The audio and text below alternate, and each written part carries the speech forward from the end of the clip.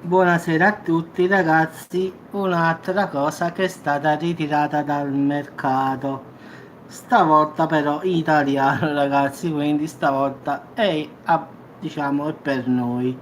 In effetti è stata ritirata dal mercato una farina, diciamo per problemi infestanti, quindi in effetti è una farina di ceci, quindi una farina particolare, non una farina normale.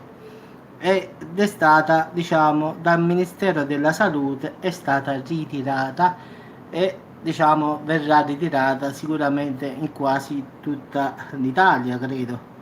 Quindi già dal 6 settembre, uè Danny, stavolta state a cortare la farina. Ok, fai attenzione alla farina di ceci perché non è buona. Quindi diciamo è stata ritirata ragazzi dal mercato. Il marchio è Molino Zanone dell'omonima ditta con stabilimento via provinciale Ceva, quindi a Cuneo. Quindi ragazzi fate attenzione chi sta a Cuneo, in effetti. Il lotto interessato ragazzi è il seguente: F L00172.19A,B. La data di scadenza ragazzi è per il 21/06/2020. Le confezioni ragazzi sono quelle da 400 grammi.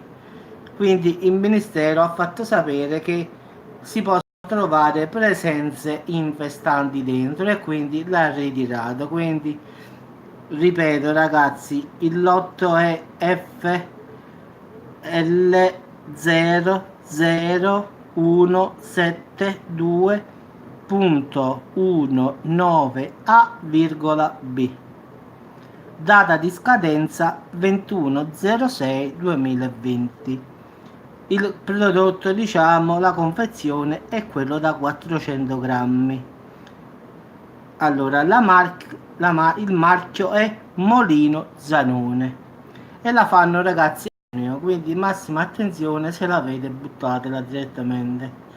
Quindi è una farina di ceci, quindi potete giustamente saperlo già prima. Quindi la farina di ceci di questa marca qui, quindi sta per essere ritirata, la maggior parte già è stata fatta, quindi l'ha ritirata proprio dal mercato in totale, quindi a parte tutti i supermercati ma anche i ipermercati grossi, quindi è proprio ritirato dal mercato in generale. Quindi massima attenzione se qualcuno di voi l'ha in casa la buttasse, perché ci potrebbe stare un infestante dentro, perché è stato trovato in alcune confezioni e quindi non si possono mettere a controllare tutti e hanno ritirato direttamente questo lotto. Fanno prima così perché non è che possono aprire tutte le confezioni e controllarle, quindi tolgono il lotto da mezzo e buonanotte.